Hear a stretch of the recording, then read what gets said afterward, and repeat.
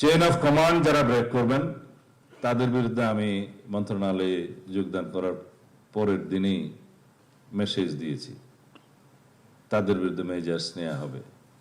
ব্যক্তিগত সততা এবং প্রাতিষ্ঠানিক স্বচ্ছতার কোনো বিকল্প নেই। দুর্নীতির বিরুদ্ধে আমাদের জিরো টলারেন্স নীতি বজায় রাখতে হবে। বাহিনীর শৃঙ্খলার সাথে কোনো আপোষ করা হবে না।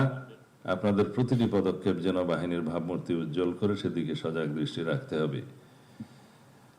চেইন অফ কমান্ড যারা ব্রেক করবেন তাদের বিরুদ্ধে আমি মন্ত্রণালয়ে যোগদান করার পরের দিনই মেসেজ দিয়েছি, তাদের বিরুদ্ধে মেজার্স নেওয়া হবে। চেইন অফ কমান্ড আপনারা বজায় রাখবেন, ডিসিপ্লিন বজায় রাখবেন। যে কোনো দুর্নীতির অভিযোগ আমরা তো as per rule disciplinary action নেব, কিন্তু আপনাদের সবাইকে স্মরণ করিয়ে দিতে চাই, আপনাদের প্রতিষ্ঠান হিসেবে এটাকে আমরা এমন একটা অবস্থায় নিতে চাই যেখানে আমরা দুর্নীতিকে কোনোভাবেই প্রশ্রয় দেব না।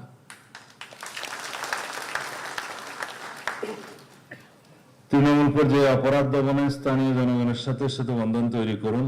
বিট পুলিশিং কার্যক্রমকে আরো গতিশীল করে পাড়ায় মহল্লায় অপরাধীদের অভয়ারণ্য গুড়িয়ে দিতে হবে।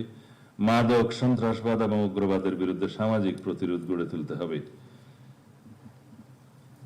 এবার আমি আপনাদের দাবি দেওয়া সংক্রান্ত এবং আমাদের এই প্রতিষ্ঠানকে একটি বিশ্বমানের প্রতিষ্ঠান হিসেবে গড়ে তোলার জন্য যা যা কিছু আমাদের প্রয়োজন এবং বর্তমানের বিশ্বের সাথে পাল্লা দিয়ে যে যে বিষয়গুলো অ্যাড্রেস করা প্রয়োজন সেই বিষয়গুলো আমি মাননীয় প্রধানমন্ত্রীর সামনে উপস্থাপন করছি। বাংলাদেশ পুলিশে একটি সাইবার ক্রাইম ইউনিট প্রতিষ্ঠা করা জরুরি, সেই দাবিটা এসছে প্রতিষ্ঠানের পক্ষ থেকে। এখানে আমরা একটি আইন প্রণয়নের জন্য হাই লেভেল কমিটি করে দিয়েছি কিছুদিন আগে।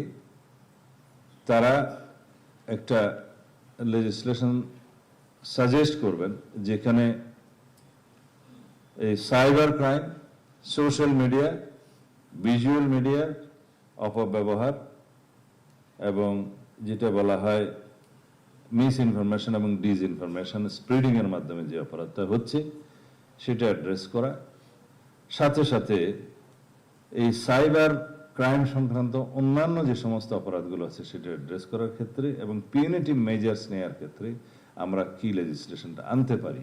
বিদ্যমান সাইবার অ্যাক্ট যেহেতু অনেক বেশি সমালোচিত হয়েছে এবং বর্তমানে যেটা আছে তাতে করে আমরা যেখানেই যাকে চালান দিচ্ছি এটা বেইলেবল হয়ে যাচ্ছে।